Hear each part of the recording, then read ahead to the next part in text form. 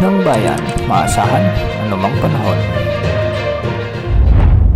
Magandang araw po sa ating lahat. Narito ang update sa lagay ng panahon ngayong araw ng Sabado, September 7, 2024. Sa kasalukuyan ay umiiral pa rin ang habagat sa malaking bahagi ng ating bansa, ngunit magdadala na lamang ito ng hindi masyado malakas na pag-ulan sa mga lugar na inulan ng mga nakaraang araw.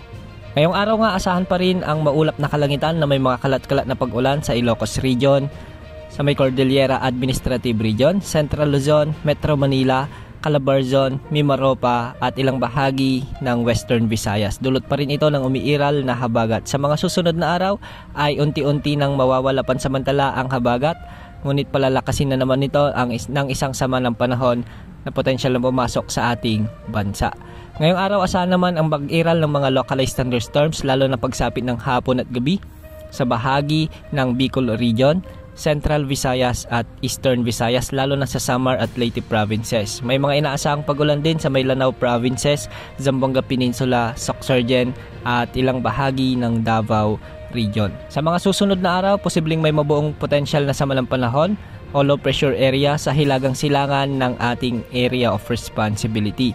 Posible itong pumasok sa ating area of responsibility at kikilos ito ng pakanluran papalapit sa extreme northern Luzon.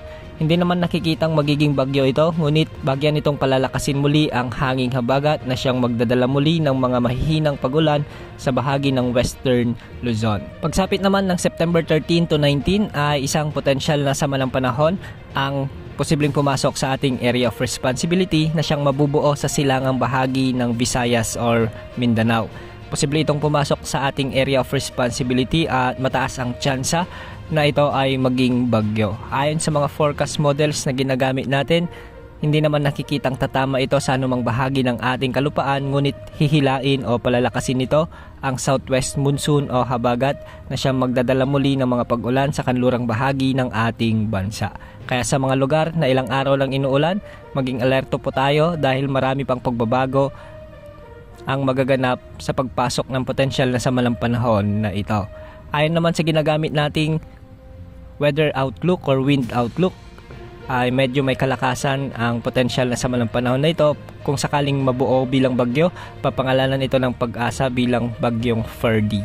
Ang susunod na pangalan ng mga bagyo ay Ferdy at Hener. Yan ang update sa lagay ng panahon. Ito pong weather update ng bayan, maasahan anumang panahon.